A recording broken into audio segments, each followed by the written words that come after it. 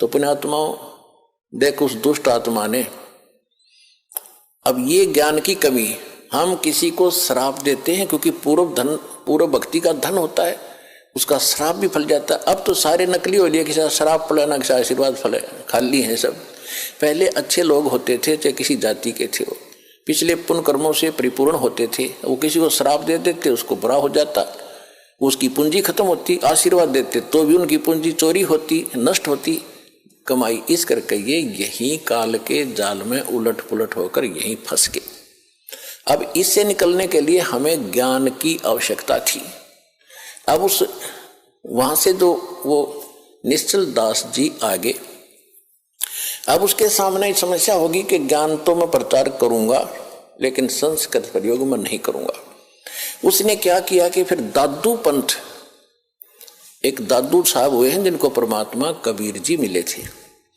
अब परमात्मा ने क्या किया है, वो अच्छी आत्माओं को मिलते हैं और उनको अपना कुछ झलक देते हैं जिसको ये दिखता है कि ये तेरे अनुकूल चलेगा। तो दादू जी को परमात्मा मिले, आंखों देखकर आए और फिर दादू साहब ने कबीर भगवान की बहुत महिमा गाई। लेकिन दादू जी को परमात्मा ने पूर्ण ज्ञान नहीं दिया। इसलिए नहीं दिया कि उस पंथ के लोग भी आज फिर वही गीत गा रहे होते जो आज हमने बताना था। लेकिन ये जरूर पक्का करवा दिया कि जो काशी में जो धानक थे वो परमात्मा है, जो बनारस में आए हुए थे वो मेरे सतगुरु वही है।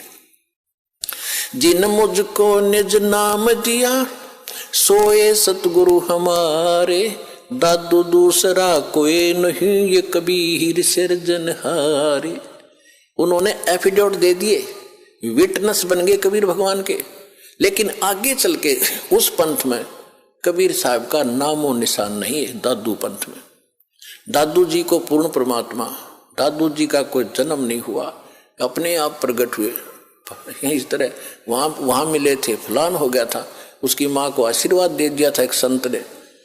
तो इस तरह करके वो दादू जी को ही खुदा बनाए बैठे हैं, वो कुछ भी बनाए रहो। फिर निश्चल दास जी ने वहां दीक्षा ली, दीक्षा लेकर के फिर संत वाणी में एक निश्चल ग्रंथ बनाया। लेकिन निश्चल दास के पास भी वो ज्ञान नहीं था, वेदों के ही अटपट कर रखी है उसने। जैसा वेद गीता उसने समझा संस्कृत में, उन्हीं को फिर संत वाणी में लिख रखा है, उसमें कुछ भी नहीं। मैंने उसको खूब पढ़ा और देखा। तो कहने का भाव ये है कि पहले ये जो शिक्षा थी ये एक वर्ग के बांध रखी थी और अन्य अशिक्षित थे। परमात्मा ने इसलिए इस बुराई को अन्य समाज में नहीं जाने दे दिया कि ये कत्ती घर के रहेंगे ना घाट के। आज ब्राह्मणों को देख लो, जो भी पंडिताई करता उसका सर्वनाश हो रहा है। जो भी ब्राह्मणपना करता लास्ट में ब्राह्मणी होगी इसकी ये हमने खूब देखा हुआ। ब्राह्मण मतलब ये नहीं कोई जाति कास्ट ब्राह्मण नहीं है, क्योंकि हमने ज्ञान से उठना ऊपर। इन संसारिक जो बंधन हैं, सीमाएं हैं, ये ज्ञान से अपने आप टूट जाएंगी। मेरे पूज्य गुरुदेव जी स्वामी राम देवानंद जी, ये इसी हरियाणा के रहने वाले, दादरी के पास एक 45 गांव है। तो परमात्मा ने मेरे पूज्य गुरुदेव जी जो ब्राह्मण थे, जाति से ब्राह्मण थे, कर्म ब्राह्मण नहीं था, यानी ब्राह्मण ग्रुप में, ब्राह्मण समुदाय में जन्म हुआ था उनका। और वो अपना खेती थी, किसानी करते थे उनके माता पिता, और उनके भी जमीन थी 5-4 किले एकड़ जमीन उनके हिस्से में। उसके पिताजी के पास तो काफी जमीन थी, तो खुद पाली जाते थे। तो वो ब्राह्मण थे जाति के। जब उनको ज्ञान हुआ, हमारे पूज्य दादा गुरु जी उनको मिले, और मेरे दादा गुरु जी यानी मेरे गुरु जी के जो गुरु जी थे वो छावला गांव है दिल्ली में, नजफगढ़ के पास। उस छावला गांव के वो जाट थे और उन्होंने फिर काशी विद्यापीठ में, उसके बाद फिर ये हल्की हो गई थी। मतलब जैसे हमारे गुरुजी जो थे, हमारे दादा गुरुजी जाट थे और हमारे दादा गुरुजी के जो गुरुजी थे वो भी ब्राह्मण थे। और वो काशी विद्यापीठ वो पढ़ नहीं सके, उसने उन बच्चे को अपना गोद लेकर यानी अपना शिष्य बना के सर्टिफिकेट बना के भेजा कि काशी विद्यापीठ में पढ़ का।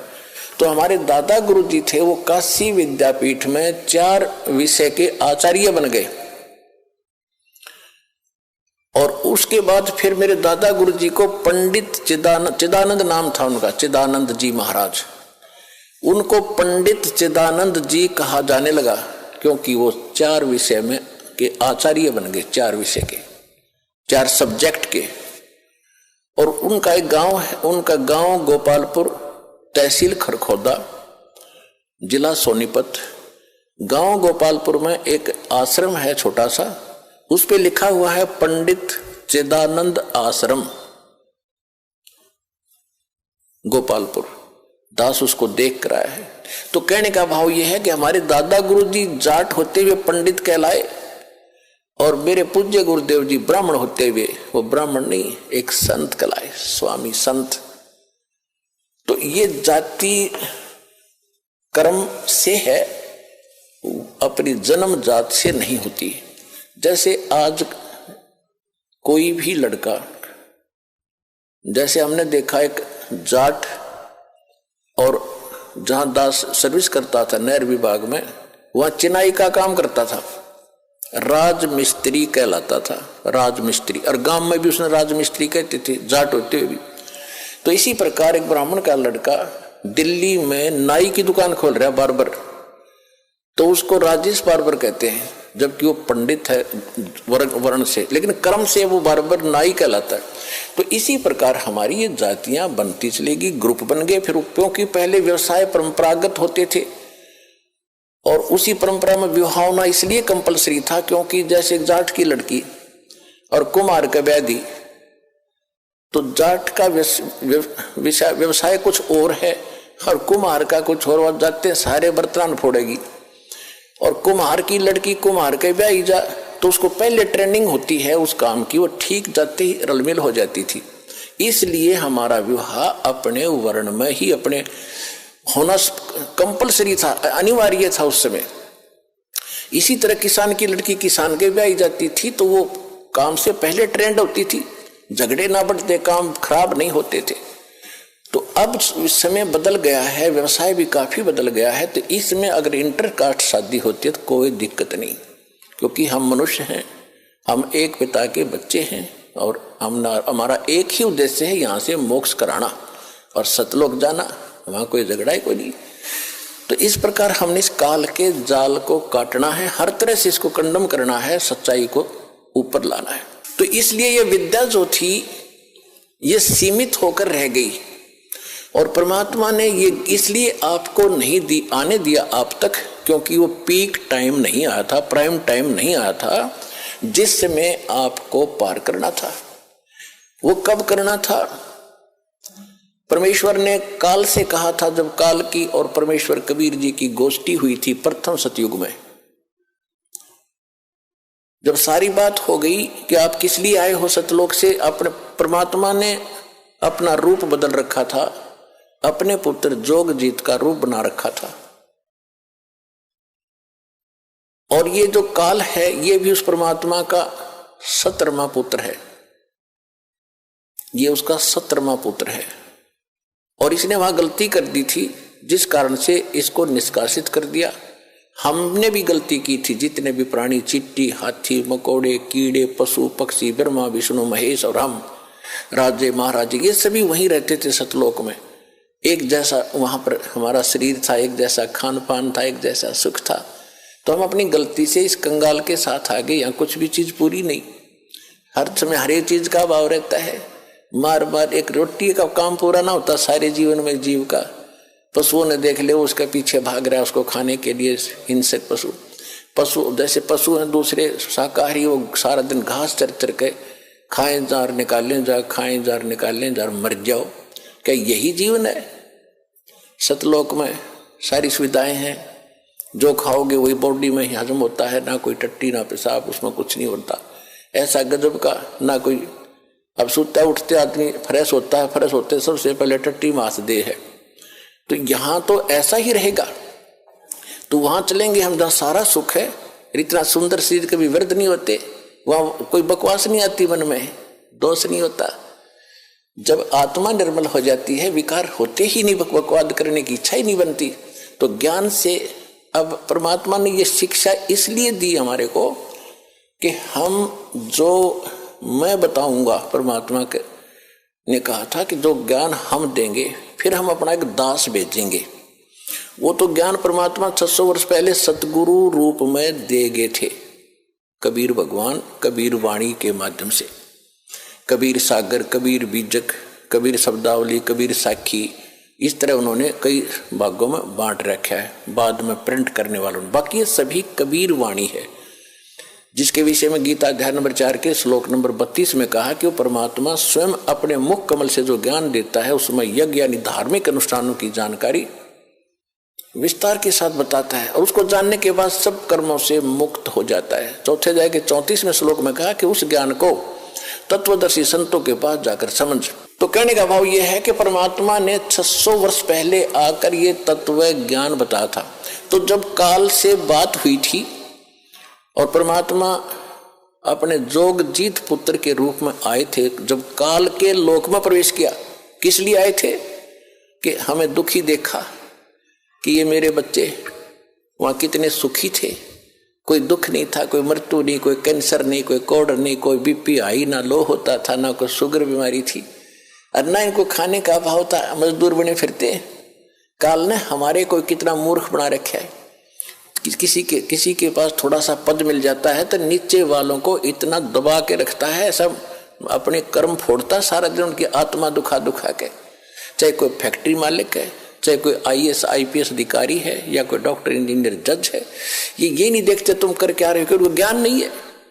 किसी की आत्मा दुखावे होए होए उसका, ये परमात्मा के बच्चे हैं। आप कहते हैं जो तगड़ा व्यक्ति और निर्बल को सताता है उसकी आत्मा रोती है।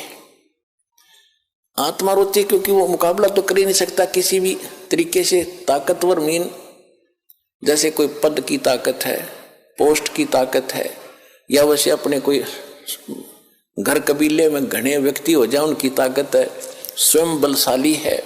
तो इस तरह का व्यक्ति गरीबों को सताता है, अपने से नीचे वालों को इतना तंग करता है कि जितना वो कर सकता है बिना ज्ञान के। तो यहां परमात्मा ने आके बताया है कि कबीर गरीब ना सताइए, जाकी मोटी हाय, और बिना श्वास की जीव से लो भस्म हो जाए।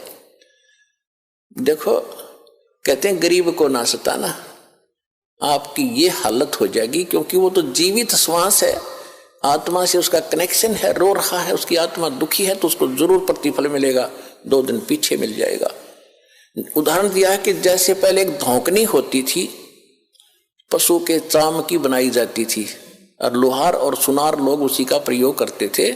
उसमें ऐसे एक हैंडल सा लगा लेते थे, उसको पकड़ के ऐसे करते थे, आगे उसका एक छोटा सा सुराख होता था उस चमड़े में, और वहीं से वो हवा लेती थी और फिर ऐसे छोड़ते थे, वो हवा फूंक मारती थी अग्नि में, ऐरन में, जहां पर लोहे को गर्म किया जाता था, पिघलाया जाता था। तो परमात्मा कहते हैं कि वो बिना जीव की श्वास यानी मरे हुए जीव पशु की खाल की श्वास ने लो को भस्म कर दिया। और ये तो जीवित सांस है, आहे जो आए है, कहते ये गरीब ने ना सताइए, जाकी मोटी हाय, और बिना जीव की श्वास से लो भस्म हो जाए। और तुम तो जीवित श्वास को दुखी कर रहे हो, तुम्हारा क्या हाल हो जाएगा। तो इस काल ने हमें न्यो भी आप एक दूसरे के साथ अपने कर्म बिगाड़ने के लिए सिस्टम पूरा फिट कर रखा है कि इनकी बिरान माटी कर दूं, और फिर ये अपने वो एक दूसरे का किया कर्म यहाँ भोगते रहे और आजीवन दुख पाते रहे। और परमात्मा इसलिए आते हैं कि ये बुरा करते हैं अनजाने में। आज किसी की चोरी की, निंदा की, उसका अगले जन्म में फिर देना पड़ता है। कोई दामाद बन कर लेगा, बेटी भी लेगा, धन भी लेगा, और फिर मर जाएगा, और बेटी विधवा होगी, फिर उसके पालन पोषण में बच्चों के लागा रहेगा वो मूर्ख। तो ये तो यहाँ का की व्यवस्था है, इसको समझना पड़ेगा। और उसी को समझाने के लिए भगवान आए कि मेरे बच्चे देख कितने दुखी हो गए, इनको वहां कोई अभाव नहीं था, देख किसी अक्ल मारी गई इनकी। तो जिस माता पिता के बालक बिगड़ जाए किसी कारण से भी, उसको चैन नहीं पड़ता। जब तक उसकी पार बसाओगे न सोचेगा ये कभी सुधरे और वापस आ जा और फिर मैं सीने से लगा लूं, इनको सारी संपत्ति दे दूं, मैंने क्या करना है। तो वो हमारा पिता है। हम गलत आदमी इस काल के आके फंस गए। ये गंदा आदमी है, ये सत्य कति झूठा कपटी हर तरह से हमें मूर्ख बनाकर यहाँ पर फांस रहा है। इसको श्राप लगा 1 लाख मनुष्य शरीरधारी प्राणियों का आहार करने का। इसलिए हमें पाल रहा है, अपने स्वार्थ सारी बुराइयां करवाता है। आप देखते हो बीड़ी, शराब, तंबाकू, फीम, सुल्फा, भुक्की, ये खाने की चीज है। मांस ये खिलाता है ताकि इसका टेस्ट बने। हम सूक्ष्म स्थूल शरीर से जो खाते हैं, एक अंदर शरीर है सूक्ष्म, उसके अंदर ये सारी वासना डिपॉजिट हो जाती है, इसमें समा जाती है। कुछ अधिक आहार तो लग जाता है शरीर के पोषण में, स्थूल के में शेष जो वासना है उसका टेस्ट होता है, वो अंदर जाता समाता है जीव के माध्यम से। और फिर इनको ये कवर तो ऊपर रह जाता है, यही छोड़ जाते हैं। सूक्ष्म शरीर जब जाता है मनुष्य का एजडित रहता है, जब तक दूसरे प्राणी में नहीं जाता ये सूक्ष्म शरीर एजडित होगा। तो ये तो ऐसा है जैसे सर्प कांचली छोड़ जाता है और सर्प अलग होता है। तो हम तो उस कांचली की क्रियाक्रम में लगे रहते हैं। यहाँ पर कभी गंगा ठा के ले जाएंगे, कभी कितब कर्म कराएंगे। वो सांप तो जा चुका है, वो तो है नहीं इसमें। तो उस जीव को फिर तपतशिला पर डालता है, वहां उनको बुरी तरह तड़फाता है। क्योंकि जिसने ज्यादा हुक्का पी रखा है, जिसने ज्यादा शराब पी रखी है, मांस खा रखा है और ज्यादा भूखी पी रखी है, कोई नशीली वस्तु है, कि वो टेस्ट है उसका, उस काल का, मन का, ये मन उसका एजेंट है। तो उनको ज्यादा समय तक उस तपतशिला पर जलना पड़ता है और वहां चटक मटक होते, हाहाकार मचती है। जिन्होंने थोड़ा ये बकवाद कर रखी होती है, वो थोड़े समय तक तपतशिला पर रहता है। तपत की टुकड़ी एक तवी है, तवा समझ लो, बड़ी ये तई होती है, बड़ी बड़ी रोटी बनाने की, इन पर रखते हैं भट्टियों पर। इस तरह की बहुत बड़ी है पत्थर की, और उसमें अपने आप गर्म होती है। उसके फारेनहाइट का भी अंदाजा नहीं कितनी गर्म है। और जिन्होंने ज्यादा यह मांस, शराब, तंबाकू प्रयोग कर रखा है और वासनाएं की है, तो वो ज्यादा समय तक दुखी रहते हैं। बहुत समय तक उनको, बहुत समय में ज्यादा माल होता है उनमें, तो देर से निकलेगा सारा। और जिन्हें कम कर रखे हो जल्दी फारिग होकर गधे कुत्ते बनोगे, फिर जाना कहीं नहीं, रहना यही पर है। तो जहां पर ये तपतशिला पर जीव भुनने जा रहे थे, परमात्मा वहां आकर खड़े हुए अपने पुत्र जोगजीत का रूप बना के। उधर से काल ने पहले तो उन बच्चों को समझाया जो वहां दुखी हो रहे थे। वो पूछ रहे कि हे परमात्मा, परमात्मा के वहां पहुंचते ही कबीर भगवान के, उनकी सब की जलन बंद होगी। वो भट्टी न्योकी नो जल रही है, तो ये तो न्योकी नो गर्म ऐसे ही, और उनका कोई आंच नहीं। जैसे प्रहलाद भगत के आंच नहीं लगी, भगवान की कृपा से एक बिल्ली के बच्चे, एक कुम्हार ने आवा लगाया था। आवा लगाते थे मटके पकाने के लिए। कच्चे मटके में बिल्ली की आदत होती है कहीं से बच्चे उठाए कहीं रख दिए। उसने रातों रात एक मटके में बच्चे रख दिए। कुम्हार ने वक्त से आकर वो घड़ा नीचे दाब दिया, पहुंच गया जहां भी ठाठा धर दिया फटाफट जल्दी में, और अगले दिन उस दिन आग लगा दी उसमें। फिर वो बिल्ली आई घूम फिर के आहार करके, तो उसके चारों तरफ रोए, हाहाकार मचा रखा, बच्चे म्याऊ म्याऊ करे। तो कुम्हारी बड़ी दयालु थी, भक्त सी भगवान की, पूर्व जन्म की। वो संस्कार देखो कैसे बिगड़ते हैं और कैसे बनते हैं। तो उस कुम्हारी को पता लग गया कि ये तो बिल्ली के बच्चे इसकी मटके में रह गए और अब हमारे वश से बाहर की बात हो गई। और अब माँ को पता होता है बच्चों का कितना दुख है। वो भी माँ थी और बिल्ली भी माँ थी। तो उस कुम्हारी ने मालिक से अर्ज लगाई, हे परमात्मा, हम पर पाप बनेगा, गलती बन गई, हे दाता इसके बच्चे बचे। उधर से वो बिल्ली भी पुकार रही थी। तो मालिक ने क्या किया, देखो पूर्व जन्म के दास जो आपको कह रहा है, ये काल कैसे बर्बाद कराता रहा, क्योंकि ऐसी परिस्थितियां पैदा कर देता है कि हम अपनी पूंजी को नाश करते ही रहे। अब